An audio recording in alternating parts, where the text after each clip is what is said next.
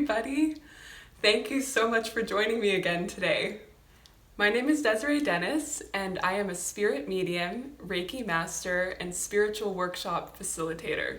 I just want to take a moment to say thank you to everybody who offered so much support to my last video, and to all of you who have subscribed that want to take this journey together. Thank you so much for jumping in. It was really mind-blowing to feel all the support and love from everybody, so thank you so much. So in this video, I'm hoping to share a little bit about my story of how I came into the practice of spirit mediumship. But first, why don't I start by sharing a little bit about what a spirit medium is. So, what is a spirit medium? A spirit medium is a person who communicates with spiritual beings on the other side and passes on their messages to people on Earth. In the work that I do as a medium, I like to say that there are two main aspects to my work. The first aspect is helping to facilitate reunions between people on Earth and their loved ones in spirit who have passed on. And the second aspect of my work is helping people to receive spiritual guidance. I like to say that spirit mediums are called a medium because we are in the middle. We are in the middle between earth and spirit. And so in each reading that I do, I generally start by calling in any beings that would like to connect with my client, and I will identify who has joined us and share that. And then I will pass on any messages that the spirit wants to share with my client. Then from there, if my client has any questions that they want to ask, if there's anything they'd like to say to the spirit, they're welcome to do that. And then we can end up engaging in this back and forth conversation that is just awesome and delightful.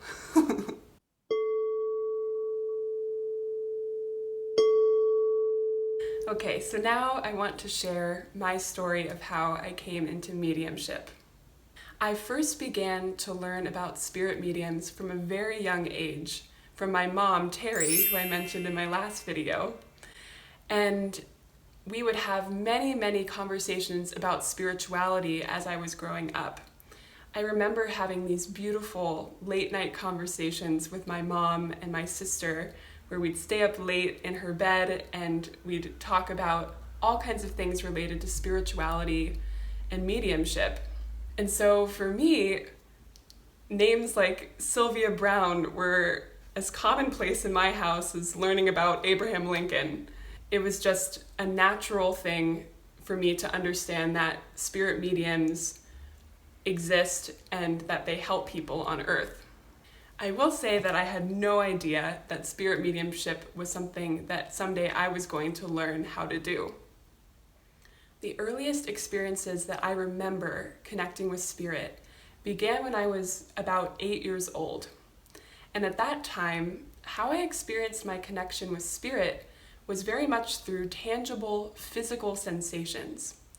What I started to notice is that whenever I was thinking or saying something that was true, I began to receive these warm, tingling sensations that would travel up my spine. This was a very comforting feeling that brought me a lot of peace and joy, and I knew it was something that was connecting me with some kind of higher power. And so I started to call these sensations my tingles. And I realized that I could start experimenting with these sensations that I was getting. And so what I would start to do is I would ask questions in my head. And if the answer to my question was yes, then I would receive the tingling sensation. And if the answer was no, then I wouldn't receive any sensation at all. Then what started to happen is these tingling sensations started to give me answers to things that I would have no way of knowing otherwise. One thing I remember is being about 10 years old and auditioning for a musical, The Sound of Music, actually. And I remember lying in my bed and asking myself, am I going to get a part in this show? And anytime I asked, I would get a yes. And then I remember asking, and will my sister get a part too? And whenever I asked, I got a yes.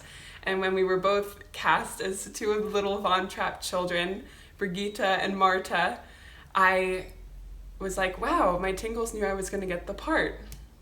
And then the other experience that really stands out to me was when my aunt was pregnant with her first child. And I remember my family was speculating about what the gender of the baby was going to be. And I thought, this is a perfect chance for me to test out my tingles. And so there I was again, lying in bed, asking my questions. And anytime I asked if the baby would be a girl, I got this huge warm tingling sensation in my body. And anytime I asked if it would be a boy, I wouldn't feel anything. And so as my family was having these discussions, I began to pipe up and say, I think it's going to be a girl. And when my cousin was born, a beautiful baby girl, I really thought, there's no way I could have known this. My tingles told me that the baby was going to be a girl. And so for some time, it continued in this way, and I kept receiving these yes or no answers. And in my preteen years, what started to happen is my mom and my sister and I began to engage in more spiritual exploration together. And we did a number of different things. I remember we took a family Reiki class. We went out to visit a healer in California named Warren Berigian, who did some powerful healing work on the three of us. And we began to work with a couple of different spirit mediums who were doing readings for us. And one of the spirit mediums that we connected with was a medium named Jamie Butler down in Atlanta, Georgia. And when she connected with me and gave me a reading, she told me that she felt that someday I was going to be a bucket of inspiration and that I was going to be using my connection with spirit to help others. And at that time, I was probably around 12 years old, and I was thinking, me? A bucket of inspiration? I didn't even know what that could possibly mean.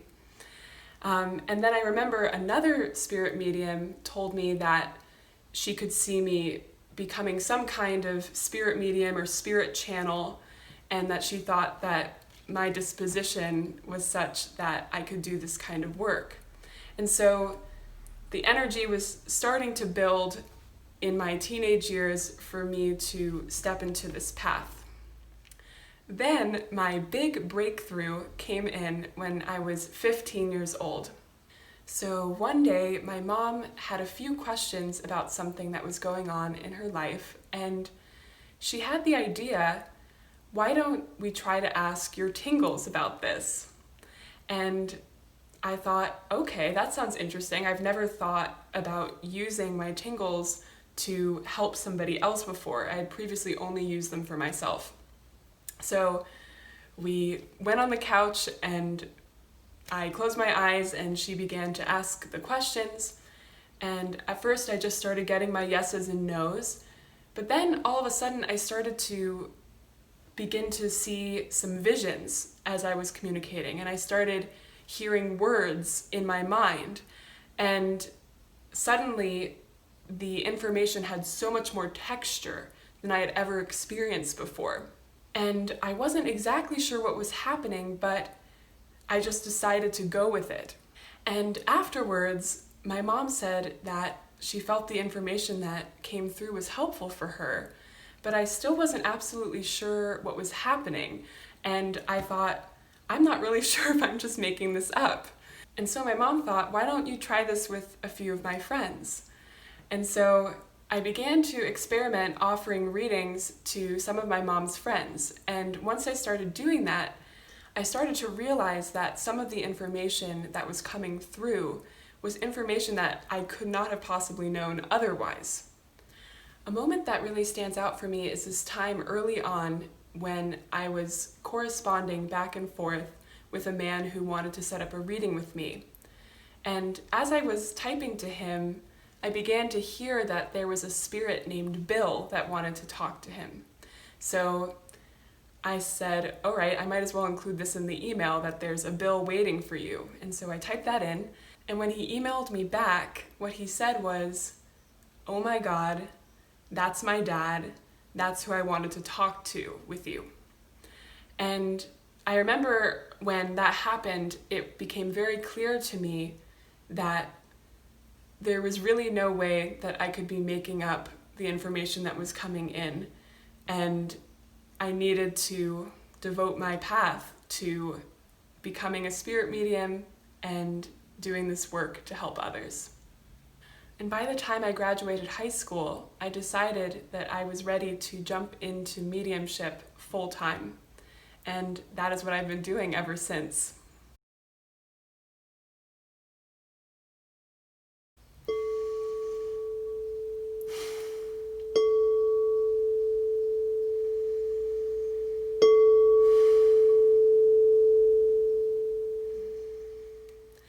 So that's my story of how I came into mediumship. I would love to hear more about any experiences that all of you have had in your journey in connecting or communicating with spirit. Feel free to leave those stories in the comments below. I loved reading all of your comments last time.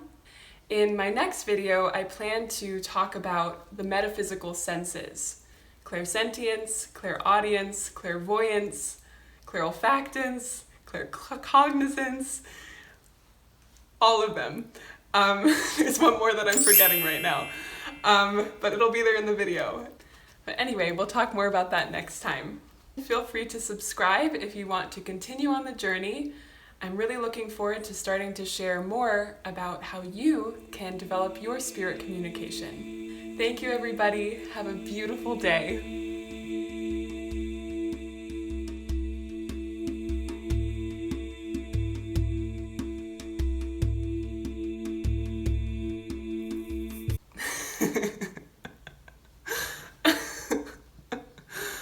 Okay, take two. What am I?